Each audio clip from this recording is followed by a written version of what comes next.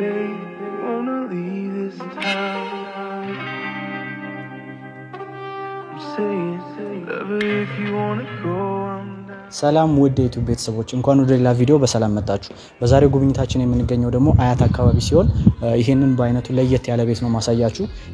የቪላ አይነት ቅርጽ ያለው ለየት ያለ ቤት ይዤላችሁ መጥቻለሁ ማለት ነው። አያት አካባቢ ነው የሚገኘው። 500 ካሬ ላይ ያረፈ በጣም የሚያምር ቤት ነው። ዋጋውን ለማወቅ እንግዲህ እስከ ቪዲዮ መጨረሻ መቆየታችሁን አትርሱ።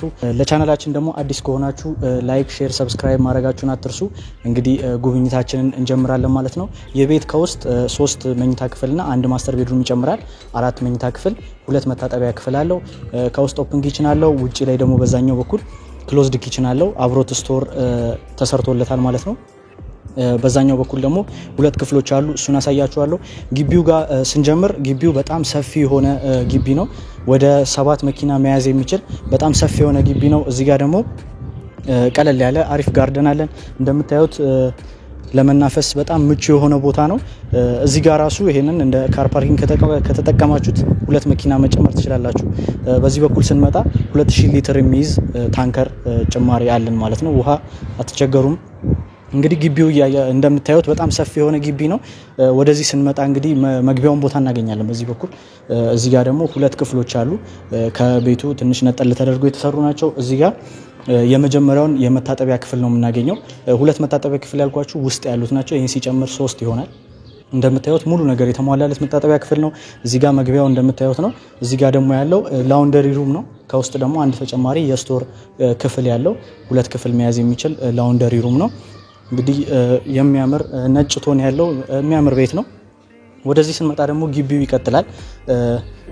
ውጪ ላይ 2 ክፍሎች አሉ። እሱን በኋላ ላይ ላሳያችሁና አሁን ወደ ውስጥ ገብተን ጉብኝታችንን እንቀጥል። እንግዲህ መግቢያው እንደምታዩት በጣም አሪፍ የሚባል መናፈስም ከፈለጋችሁ እዚህ ጋር በጣም ምቹ የሆነ ቦታ ነው። ከላይ ላይቲንጉ እንደምታዩት በጣም ነው የሚያምረው። ይሄ በር ደግሞ አሪፍ ዲዛይን ያለው እንግዲህ ነጭ ሲሆን ቤት ላይ ያምራል እና አሪፍ የሚባል አይነት በር ነው። እንግዲህ ወደ ውስጥ ስትገቡ ደግሞ ይሄንን ክፍል ታገኛላችሁ። ሳሎኑ እንደምታዩት በጣም ሰፊ ነው። ከላይ ላይቲንጉ በጣም የሚያምር ነው። መብራቱ ደግሞ ከለሩን መቀየር የሚችል አይነት መብራት ሲሆን ዲዛይኑም ደግሞ እንደምታዩት በጣም የሚያምር አይነት ዲዛይን ያለው መብራት ነው። ወደዚህ ስንመጣ ይሄንን ኦፕን ኪችን ነው የምናገኘው። ኦፕን ኪችኑ እንደምታዩት ሙሉ ቤቱ ነጭ ቶን ያለው ነው። ስለዚህ ይሄም ማች እንዲያደርግ ተብሎ ነጭ ቶን ነው የተሰራው። እዚህ ጋር እንደምታዩት ነው እንግዲህ የተሟላ የእቃ ማስቀመጫ ቦታዎች አሉት። የተለያዩ ቴክስቸሮች አሉት። እዚህ ጋር ደግሞ ቬንት አለው። ይሄ ደግሞ ቢልቲን ማይክሮዌቭ እዚህ ላይ ተገጥሞለታል ማለት ነው። ከታች እናንተ ስቶቭ ምናምን መጨመር ትችላላችሁ። ከታችም የተለያዩ የእቃ ማስቀመጫ ቦታዎች አሉት። እዚህ ጋር የእቃ ማጠቢያ ቦታ አለ። በዚህ በኩል ደግሞ ስንመጣ ይሄ የፍሪጅ ቦታ ይሆንልናል ማለት ነው። ይሄኛው ሰፊ የምታዩት ቦታ የዳይኒንግ ኤሪያ ስፔስ ነው። እንግዲህ እስከ 8 ሰው መያዝ የሚችል በጣም ሰፊ የሆነ ቴብል እዚህ ጋር ማዘጋጀት ትችላላችሁ። ይሄ ደግሞ የምታዩት ዋናው ሳሎን ይሆናል። ቅድም እንደነገርኳችሁ እዚህ ጋር የሶፋ ቦታ አድርጋችሁ ምቹ የሆነ ቦታ መፍጠር ትችላላችሁ። ይሄ የቲቪ ስታንድ ኤሪያ ቦታ ይሆናል ማለት ነው። በዛ በኩል የምናገኘው ዋናው ማስተር ቤድሩም ነው። ወደዛ እንሄዳለን። በተቃራኒ በኩል ደግሞ 3 መኝታ ክፍሎችና 1 መታጠቢያ ክፍል አለ። አሁን ዋናው ማስተር ቤድሩም ላሳያችሁና ወደ ቀሩት መኝታ ክፍሎች እንሄዳለን። ዋናው ማስተር ቤድሩም እንደዛ አይነት ቤት ላይ ትገምቱታላችሁ ብዬ አላስብም። በጣም አሪፍ የሚባል መኝታ ቤት ነው። ዲዛይኑን አሪፍ አድርገው ነው የሰሩት። መኝታ ክፍሉ ያው ኖርማል አይነት ቀለል ያለ በጣም ሰፊ የሚባል አይነት መኝታ ክፍል ነው። እንደምታዩት ላይቲንጉ በጣም ነው የሚያምረው። እዛ ጋር የአልጋውን ቦታ ማድረግ ትችላላችሁ። እዚህ ጋር የመቀመጫ ቦታዎች አድርጋችሁ አሪፍ ቦታ ክሬት ማድረግ ትችላላችሁ። እንደ መጽሐፍ ማንበቢያ፣ እንደ ኮፊ ፕሌስ የተለያዩ ነገሮችን እዚህ ጋር መፍጠር ትችላላችሁ። ወደዚህ ደግሞ ስንመጣ እንደምታዩት በጣም ሰፊ የሆነ ቦታ ነው። እዚህ ጋር የአልጋውን ቦታ ማድረግ ትችላላችሁ።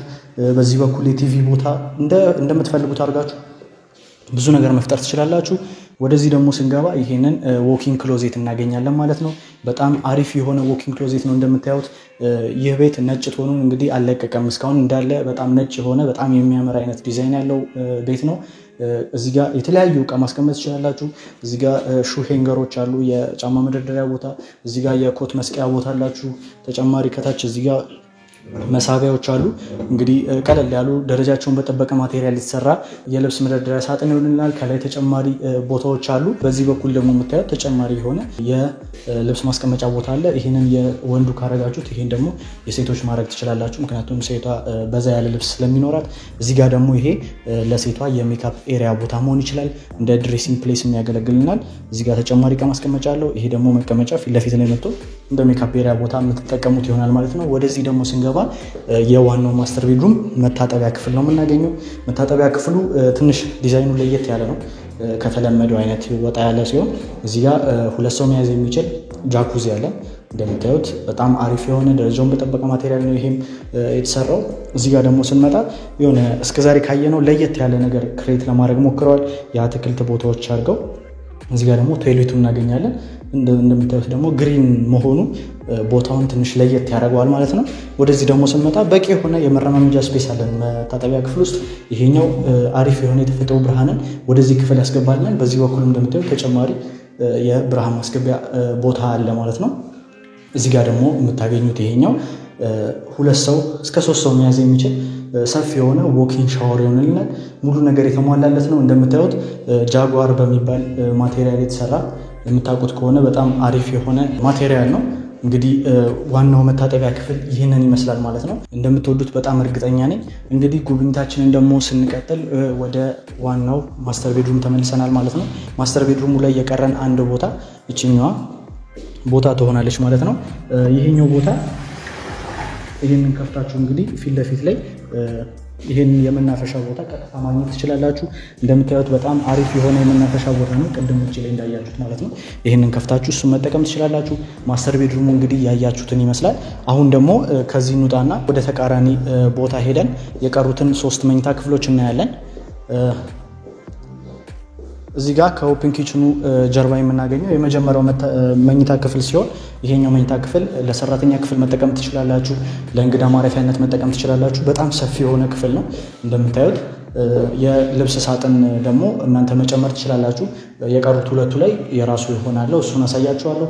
በዚህ በኩል አሪፍ የተፈጥሮ ብርሃን ይገባል። ላይቲንጉ በጣም የሚያምር ሰፊ የሆነ የመኝታ ክፍል ነው ማለት ነው።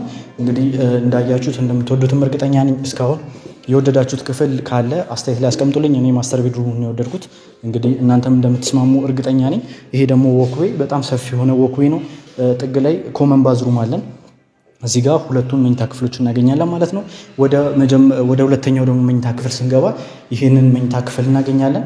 መኝታ ክፍሉም እንደምታዩት ከዛኛው ሳይዝ ባልተናነሰ አሪፍ የሆነ መኝታ ክፍል ነው። ለልጆች መሆን የሚችል ለእንግዳ ማረፊያነት መሆን የሚችል በጣም በቂ የሆነ መኝታ ክፍል ነው።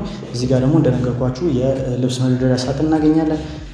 ተከፍቶ ደግሞ ማየት ከፈለጋችሁ ይህንን ይመስላል ማለት ነው። ደረጃውን በጠበቀ ማቴሪያል የተሰራ ብዙ እቃ መያዝ የሚችልልን የልብስ መደርደሪያ ሳጥን ይሆናል ማለት ነው። በዚህ በኩል ደግሞ አሪፍ የተፈጥሮ ብርሃን ወደዚህ ክፍል ይገባል። የመጨረሻው ደግሞ 3ኛው መኝታ ክፍል እዚህ ጋር እናገኘዋለን። እሱም ደግሞ ሳይዛቸው ተመሳሳይ ነው። ትንሽ ይሄኛው አነስ ይላል ከዛኛው፣ ግን ይህም በቂ የሆነ ለልጆች በጣም ተስማሚ የሆነ መኝታ ክፍል ነው። እዚህ ጋር አሪፍ የተፈጥሮ ብርሃን ያገኛል። ይሄ ደግሞ የራሱ የሆነ የልብስ መደርደሪያ ሳጥን ነው ማለት ነው። የመጨረሻ የቀረን ደግሞ አንዱም የዋናው መኖሪያ ቤትና የመኝታ ክፍሎቹ ባዝሩም ይሆንልናል። እዛ ጋር ቶይሌት አለ። እዚህ ጋር እንደምታዩት ስቲም የራሱ ስቲም ያለው ሙሉ ነገር የተሟላለት ዎኪንግ ሻወር አለ ማለት ነው። እዚህ ጋር ደግሞ እንትን ይቀራል የእጅ መታጠቢያ፣ እሱ የሚገጠም ይሆናል። ማስተር ቤድሩም ላይም እንደዚህ አይነት ቦታ አለ። አልነገርኳችሁም ቀደም። እሱ የእጅ መታጠቢያ ቦታ የሚሆን ሲሆን እሱ ይገጠማል። 2ቱ ይቀራሉ ማለት ነው። እነሱ ይገጠማሉ። እንግዲህ እዚህ ያሉትን ክፍሎች ደግሞ እንዳለ ጨርሰናል ማለት ነው። የቀሩን ውጭ ላይ ያሉት 2 ክፍሎች ናቸው። እሱን አሳያችኋለሁ። እንግዲህ ዋጋውን ልንገራችሁና ደግሞ ወደ ውጭኞቹ ክፍሎች እንሄዳለን። ወደዛ እየሄድን ነግራችኋለሁ። ይሄ ቤት እንግዲህ የባንክ ብድር ያለበት ሲሆን 10 ሚሊዮን በባንክ ትከፍላላችሁ። 35 ሚሊዮን ደግሞ ካሽ ከፍላችሁ ይሄንን ቤት በ45 ሚሊዮን ብር መረከብ ትችላላችሁ ማለት ነው። እንግዲህ ዋጋው አሪፍ እንደሆነና ተመጣጣኝ እንደሆነ በጣም እርግጠኛ ነኝ። አስተያየታችሁን ኮሜንት ላይ አስቀምጡልኝ። የቀሩት 2 ክፍሎች ደግሞ እነሱ ናቸው። እሱን ደግሞ ላሳያችሁና ጉብኝታችንን እንጨርሳለን ማለት ነው። እዚህ ጋር የምናገኘው ቅድም የነገርኳችሁን ክሎዝድ ኪችን ይሆናል። በጣም በቂ የሆነ ሰፊ የሚባል ኪችን ስፔስ ነው። እዚህ ጋር የእቃ ማጠቢያ ቦታ አለን። ከታች የተለያዩ የእቃ ማስቀመጫ ቦታዎች አሉ። ከላይ ደግሞ እንደምታዩት ነው ሙሉ ነገር የተሟላለት ነው። እዚህ ጋር የስቶቭ ኤሪያ ቦታ ሲሆን እዚህ ጋር ደግሞ የፍሪጅ ቦታ አለን ማለት ነው። ተጨማሪ ስራዎችን እዚህ ማከናወን ትችላላችሁ። እዚህ ጋር ደግሞ ስንመጣ ቀለል ያለ ክፍል አለ።